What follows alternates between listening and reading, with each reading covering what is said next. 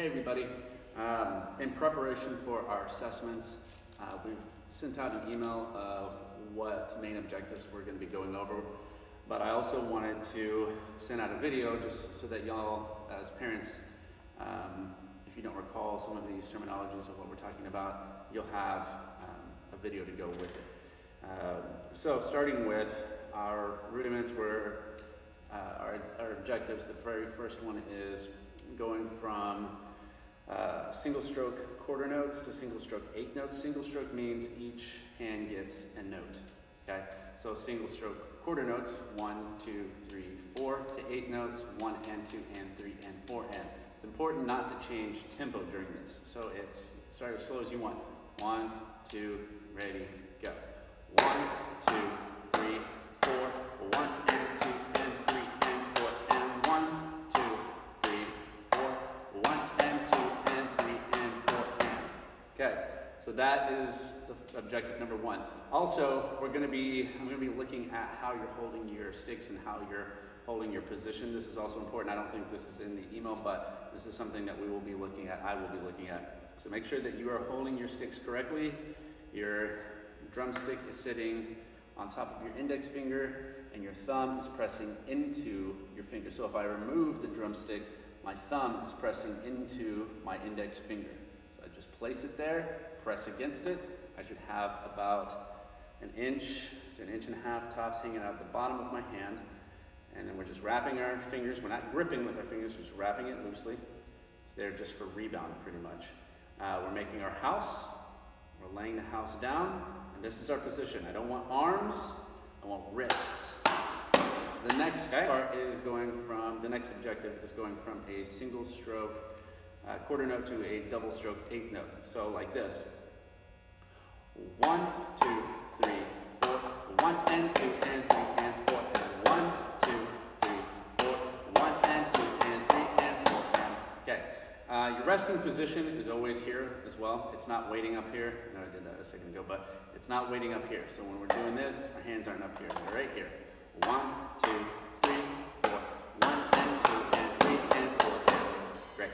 The next one is a triplet. On the triplets,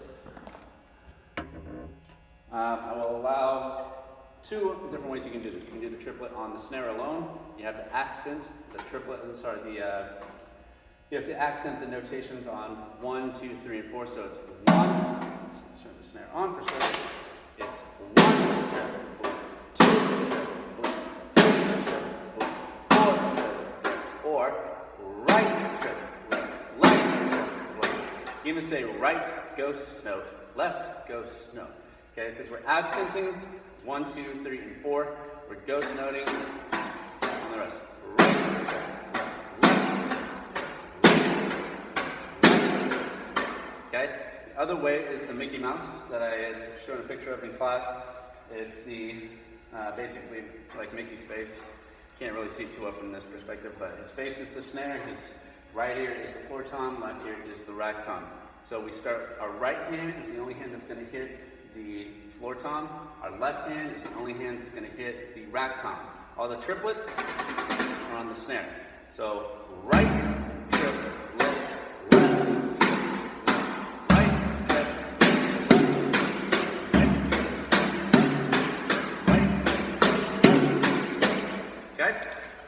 so that is that. The next thing is I want you to be able to play a straight beat, just 2 hands, obviously. 1, 2, 3, 1, 2, 3, 1, 2, 3. And then you have to show me that you can apply a quarter note fill on the 4th bar of the 4/4 time signature quarter note straight beat.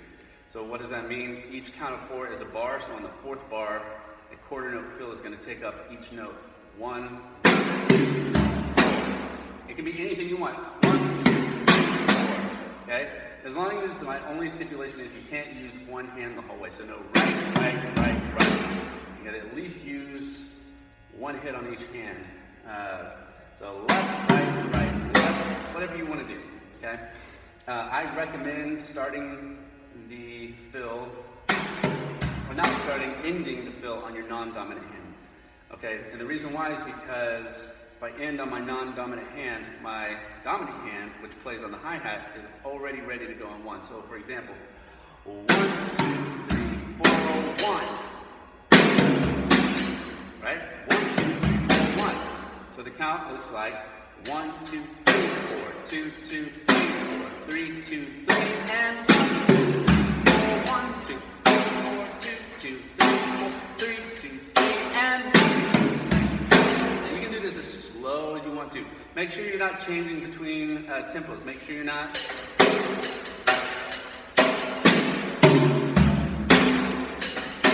Okay?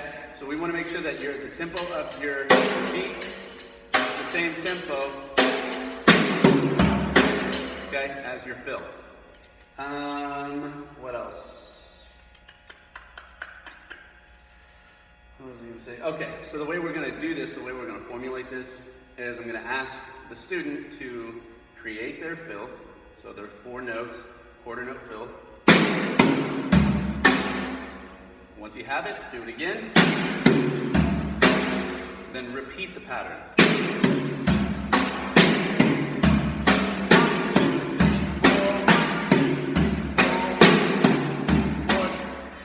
I'm going to give you a little pointer. If you're ending on the snare and starting on the snare, it's going to be confusing. You'll probably end up doing 1, 2, 3. That's why counting out your fill is super important. Muy importante. 1, 2, 3, 4. Now I got 1 is back on the snare, so it sounds like I'm repeating it. 1, 2, 4, 1, 2, 3, 4. Okay?